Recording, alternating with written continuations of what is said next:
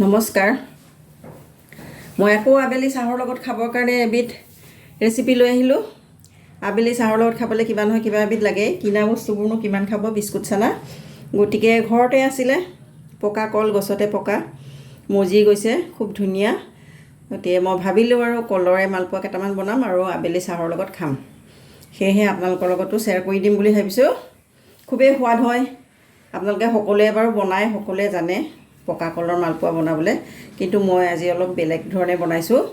মই চব গুটি আৰু গাখীৰ দি পেলাই বনাইছোঁ। গাখীৰ দি বনালে খুবেই কোমল হয় ভিতৰটো আৰু খাবলৈ খুব টেষ্টি হয়। ইমান টেষ্টি হয় যে আপুনি এবাৰ খালে বাৰে বাৰে বনাই খাবলৈ মন যাব। সেয়েহে ভাবিলোঁ আপোনালোকৰ লগত শ্বেয়াৰ কৰি দিওঁ। এতিয়া আহকচোন আমি বনাবলৈ আৰম্ভ কৰোঁ। ইয়াত লৈছোঁ ৰঙা আটা এবাটি, আধা কাপ গাখীৰ আৰু কল 4টা। এতিয়া মই এইখিনি পাত্ৰ এটাত সানি লওঁ। এতিয়া মই পাত্ৰ এটা লৈ লৈছোঁ, ইয়াতে আটা বাতি দি দিছোঁ, লগতে দিছোঁ চ'দা অকণমান,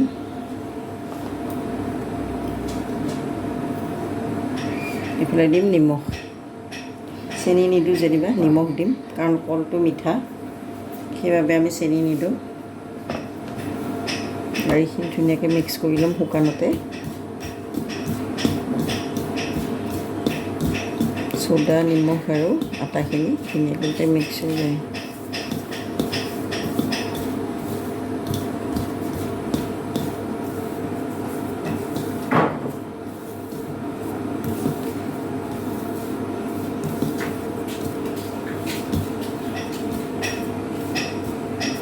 এয়া আটা, চ'দা আৰু নিমখখিনি ধুনীয়াকৈ মিক্স কৰি লৈছোঁ শুকানে।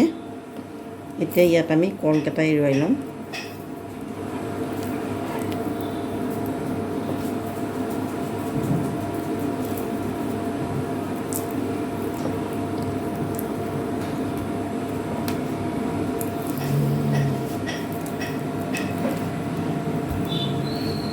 মই 4টা পকা কল দি দিছোঁ।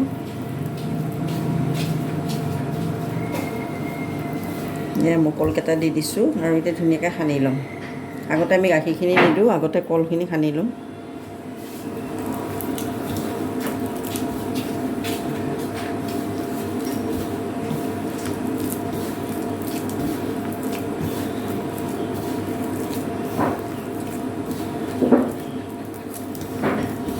হাতেৰে ধুনীয়াকৈ সানি ল'ম।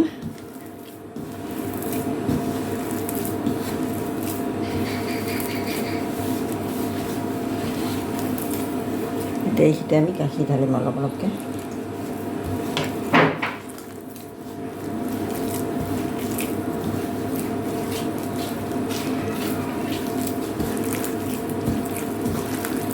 গাখীৰখিনি ঢলাৰ পিছত আমি ধুনীয়াকৈ মিক্স কৰি দিম আৰু অকণ গাখীৰ দিম।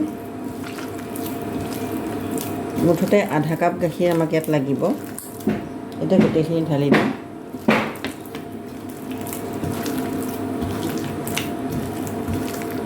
ধুনীয়াকৈ মুঠি ল'ম।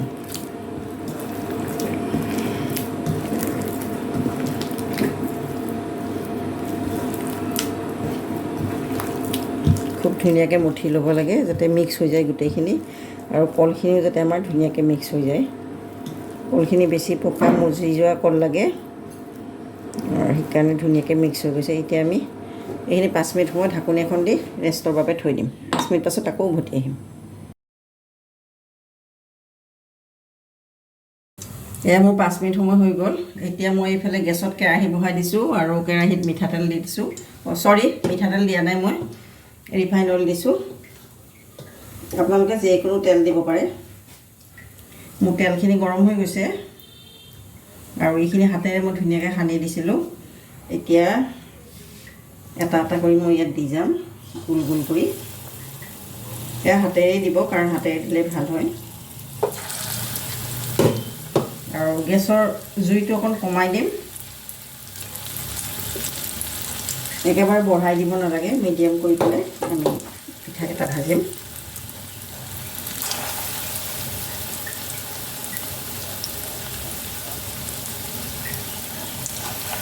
কাৰণ কম জুইত বনালেহে বস্তুটো সিজি যাব ভিতৰলৈ। মই অলপ ডাঙৰ ডাঙৰকৈ বনাইছোঁ। কিছুমানে তেনেই অকণ অকণকৈ বনায়, কিন্তু মই সৰু সৰুকৈ মানে বেয়াই পাওঁ। যিহেতু ঘৰতে খাম বা আলহীক দিলেও অলপ ডাঙৰ হ'লে বস্তুটো দেখাটো ভাল লাগে, দিবলৈও প্লেটখনত ভৰি যায়, সেয়ে মই অকণ ডাঙৰ ডাঙৰকৈ বনাই দিম। এতিয়া মই সিটো চাইডে হ'বলৈ দিম, তাৰপিছত আকৌ লুটিয়াই দিম। এয়া মোৰ ধুনীয়াকৈ ফুলি গৈছে, দেখিছেনে? এতিয়া পুৰি নিচিনা গোল হৈ ফুলি গৈছে আৰু সিটো চাইডে হৈ গৈছে। এতিয়া আমি লুটিয়াই দিম। একেবাৰে সহজতে ঘৰত থকা সামগ্ৰীৰে আপুনি এনেকৈ বনাই পেলাই আলহীক খুৱাব পাৰে। গৰমে গৰমে যদি খুৱাইতো আৰু বঢ়িয়া লাগে খাবলৈ গৰমে গৰমে। এই চব ইমান ধুনীয়া হৈ ফুলি গৈছে আৰু স্বাস্থ্যৰ কাৰণেও ভাল। ময়দা দি বনালে যেনিবা স্বাস্থ্যৰ কাৰণে বেয়া হয় ময়দাটো, আৰু যদি আপুনি আটাটো দিয়ে, আটাটো স্বাস্থ্যৰ কাৰণে খুবেই ভাল। আৰু আটা দিয়ে বনাব লাগে, আচলতে আটাটোৱে আমি খাব লাগে। বহুতে ময়দা ব্যৱহাৰ কৰে, ময়দা ব্যৱহাৰ কৰিলে ময়দাটো সিমান ভাল নহয়, স্বাস্থ্যৰ কাৰণেও ভাল নহয়। আকৌ মালপোৱাকেইটা বনালেও অকণ টাইট হৈ যায়, সেইবাবে যেনিবা আটা দিয়ে বনাব লাগে। মই আটা দিয়ে বনাইছোঁ, আগে পিছেও মই আটা দিয়ে বনাওঁ। আটা দি বনালে খাবলৈও সোৱাদ লাগে। আৰু ইয়াত যদি দুটামান চপ দি দিয়ে আৰু ভাল লাগিব। মই দিম চপ কেইটামান। এতিয়া প্ৰথমতে মই এইকেইটাত নিদিলোঁ, নিদিয়াকৈ বনাইছোঁ, কাৰণ ল'ৰাটোৱে কেতিয়াবা নাখায়। এতিয়া মই সিটো চাইডেও ভাজি ল'ম। এয়া মোৰ আৰু বনাবলৈ আছে। মই ইয়াতে চপ গুটিও কেইটামান দি দিম। চপ গুটি দিলে খাবলৈ খুবেই সোৱাদ লাগে। চপকেইটা ভাজা যাব আৰু এইটো ধুনীয়াকৈ মিক্স কৰি ল'ম মই চপখিনি, চাৰিওফালে সানি ল'ম। ইফালে মোৰ এইকেইটা ভজা হৈ গৈছে, চাওক ধুনীয়া ৰঙা হৈ গৈছে আৰু ভিতৰটো সিজি গৈছে অনুমান। এতিয়া মই এইকেইটা পাত্ৰ এটাত উলিয়াই ল'ম। খুব ডাঙৰ ডাঙৰ হৈছে মোৰকেইটা। ডাঙৰ দুটা খালেই হ'ব, সৰু 4-5টা খোৱাতকৈ। আৰু এতিয়া মই বাকী থকাখিনি চপ গুটি কেইটামান দি দিছোঁ। প্ৰথমৰ কেইটাত মই চপ গুটি দিয়া নাছিলোঁ, চপ গুটি নিদিয়াকৈ কেইটামান বনাইছোঁ। আৰু এতিয়া এইকেইটাও মই ভাজি যাম, চপ গুটি দিয়াকেইটাও। মোৰ হাতখনত লাগি লাগি ধৰিছে মানে।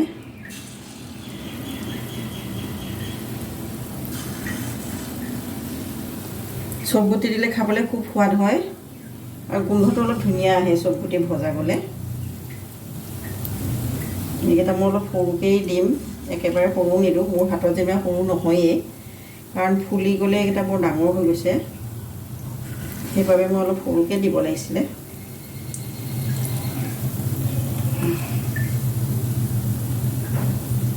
বেছিকৈ দি দিওঁ যেনিবা, কাৰণ ফুলি যায়। এতিয়া এইকেইটাও মই ভাজি ল'ম। এটা চাইডে ভজা হ'লে মই আকৌ লুটিয়াই দিম। এতিয়া মোৰ এইকেইটাও হৈ গৈছে, এটা চাইডে ভজা গৈছে, ৰঙা হৈ গৈছে। এতিয়া মই লুটিয়াই দিম। ধুনীয়া গোল গোল হৈ গৈছে।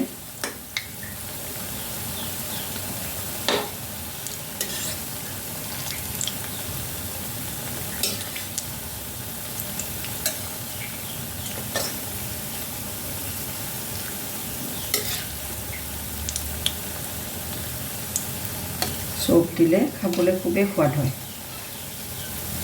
যিকোনো বস্তুতে আপুনি এনেকৈ ভজা পৰা যদি কৰে, চপ গুটি দিলে খুব ভাল হয় খাবলৈ। মই সিটো চাইডে লুটিয়াই দিছোঁ আৰু সেইটো চাইডেও হ'বলৈ দিম। হ'লে মই পাত্ৰ এটাত উলিয়াই ল'ম আকৌ, তাৰপাছত আকৌ আপোনালোকক দেখুৱাই দিম। এয়া আমাৰ গৰম গৰম পকা কলৰ মালপোৱা ৰেডি হৈ গ'ল। ফটাফট মই বনালোঁ, বেছি এটা সময় নালাগে, খাবলৈ কিন্তু খুবেই সোৱাদ হয়। যিমানে সহজ বনাবলৈ সময় নালাগে, সিমানে খাবলৈ বেছি সোৱাদ হয়। সেয়েহে মই আজি বনালোঁ চাহৰ সৈতে খাবলৈ আবেলি, আৰু ভাবিলোঁ আপোনালোকৰ লগতো শ্বেয়াৰ কৰি দিওঁ। আপোনালোকেও এনেকৈ বনাই খাব, পকা কল থাকিলে ঘৰত। আৰু এনেই চাগে পানী দি মিলাই সকলোৱে বনায়, কিন্তু মই আজি গাখীৰেৰে মিলাইছোঁ। গাখীৰ দি পেলাই মিক্স কৰিলে এইটো খুব ধুনীয়া কোমল হয় আৰু খাবলৈও সোৱাদ লাগে। সেয়েহে ভাবিলোঁ আপোনালোকৰ লগতো শ্বেয়াৰ কৰি দিওঁ। আপোনালোকেও এনেকৈ এবাৰ গাখীৰেদি বনাই খাই চাবচোন, খুবেই সোৱাদ লাগিব। আৰু মোৰ ভিডিঅ'টো সম্পূৰ্ণকৈ চোৱাৰ কাৰণে সকলোকে মই অশেষ ধন্যবাদ জনাইছোঁ। আৰু সকলোৱে যাতে মোক আগবাঢ়ি যোৱাত সহায় কৰে, তাৰ বাবে মোৰ চেনেলটো চাই লৈ ৰেচিপিবোৰ চাব, চাই লৈ ধুনীয়াকৈ ছাবস্ক্ৰাইব কৰিব, শ্বেয়াৰ কৰিব, বেল আইকনটো দবাই দিব, যাতে মই দিয়া ভিডিঅ'বোৰ আপোনালোকে পাই থাকে। বাই।